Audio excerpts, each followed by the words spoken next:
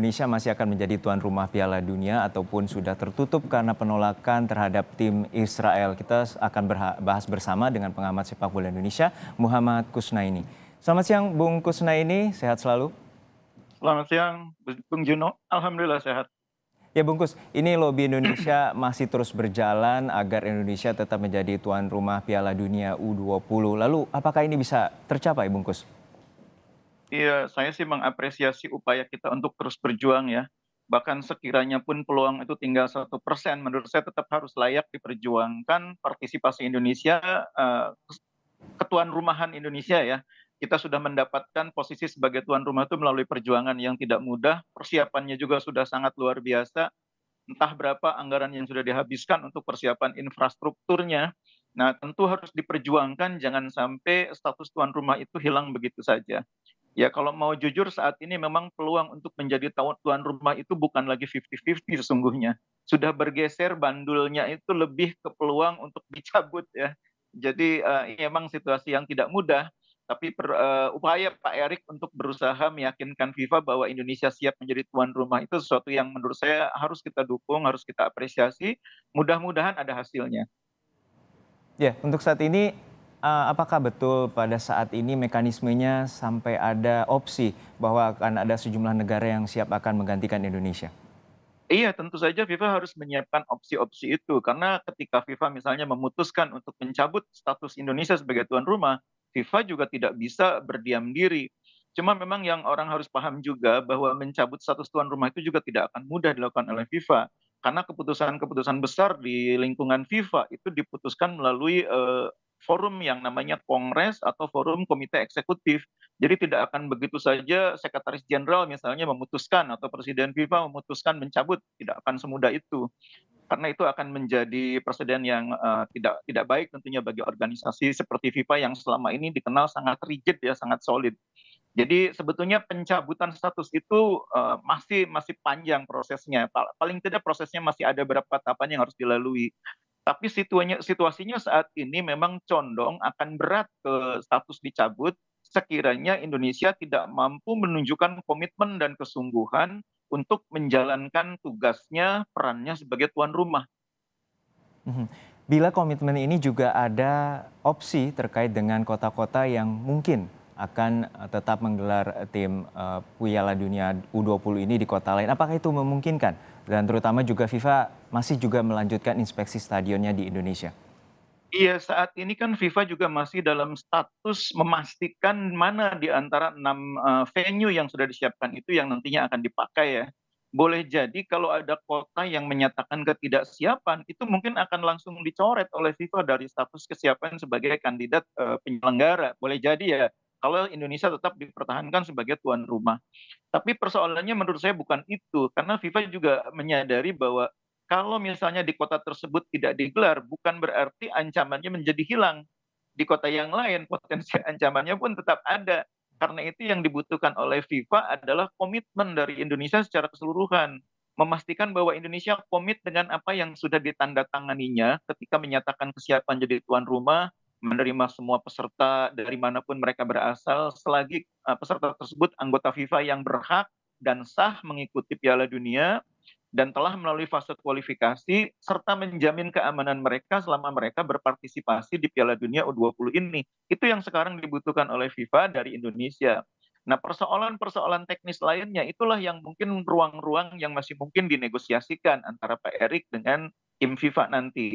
Nah, memang tidak akan mudah juga menegosiasikan misalnya soal tidak dikibarkannya bendera Israel. Karena faktanya di beberapa event bendera Israel pernah juga dikibarkan gitu ya, dan menolak untuk mengumandangkan lagu kebangsaan Israel itu juga mungkin hal yang tidak mudah untuk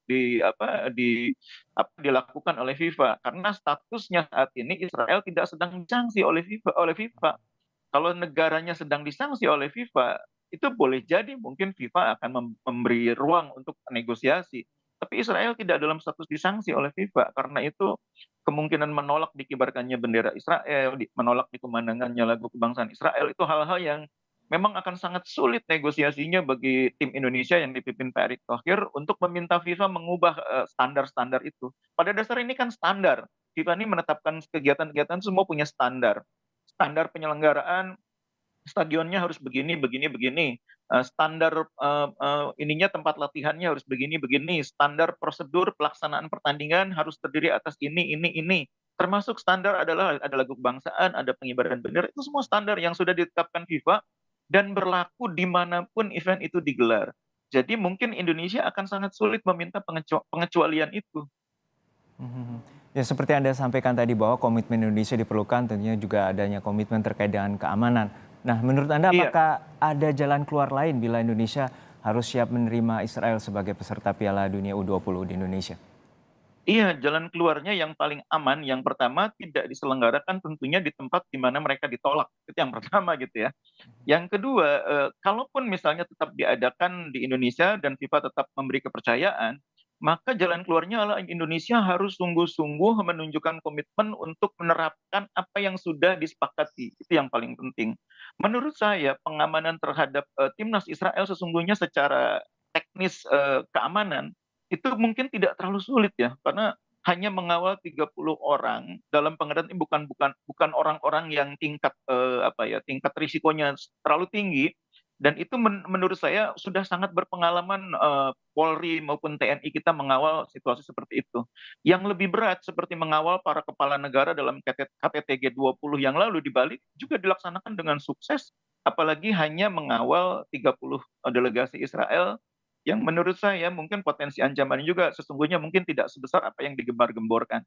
Saya sih yakin kalau dari segi teknis keamanan, Polri dan TNI kita sangat sanggup untuk, memberikan perlindungan pengamanan bagi, delegasi dari manapun yang hadir di Piala Dunia. Persoalannya adalah bagaimana FIFA bisa diyakinkan, itu dulu persoalannya. Karena yang paling penting itu sekarang bagi Indonesia adalah meyakinkan FIFA bahwa Indonesia itu berkomitmen mengikuti apa yang sudah disepakati, apa yang sudah ditandatangani oleh Indonesia sendiri dalam rangka pelaksanaan Piala Dunia ini, itu yang harus ditunjukkan oleh Indonesia. Karena FIFA sekarang dalam fase di mana FIFA ragu. Mhm. Nah, terakhir nih Bungkus, terkait dengan bila prosesi Piala Dunia U20 ini gagal dilakukan di Indonesia, apakah ini juga akan menghambat status Indonesia bila nanti akan mengajukan diri sebagai tuan rumah Piala Dunia? Iya, jadi begini harus dipahami mengapa Indonesia ingin menjadi tuan rumah Piala Dunia.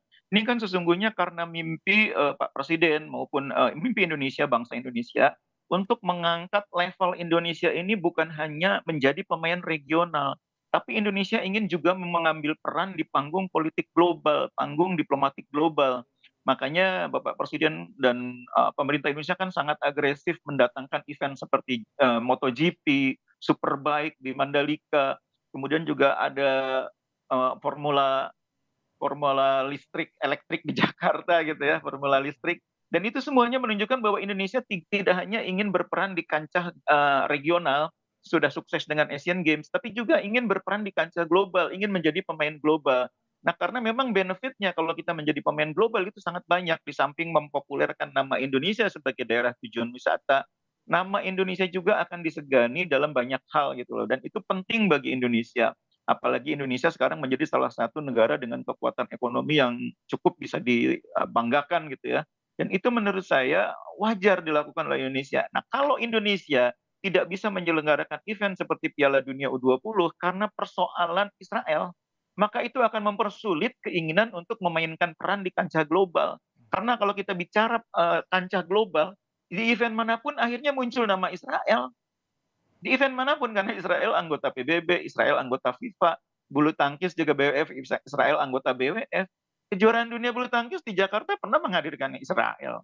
Nanti di cabang yang lain juga sama, ada lagi Israel, ada lagi Israel. Jadi buat saya, Piala Dunia ini sebetulnya test case bagi kesiapan Indonesia menjadi pemain di tingkat global. Test case bagi kita, ujian sebenarnya. Kalau kita lolos ujian ini, kita akan sangat siap menjadi pemain global. Tapi kalau kita gagal di sini, ya kita harus berpikir ulang mau menjadi pemain global di level yang mana. Baik, kita nantikan bagaimana solusi yang dapat dilakukan oleh PSSI dan juga FIFA agar Indonesia masih bisa merengkuh cita-cita agar Indonesia Ya, bisa menjadi tuan rumah Piala Dunia nantinya sebagai cita-cita juga dari Presiden Joko Widodo. Terima kasih Bung Kusnaini, Muhammad sama-sama Bung Kusnaini, Juno. pengamat sepak bola Indonesia telah bergabung bersama kami. Sehat selalu Bungkus.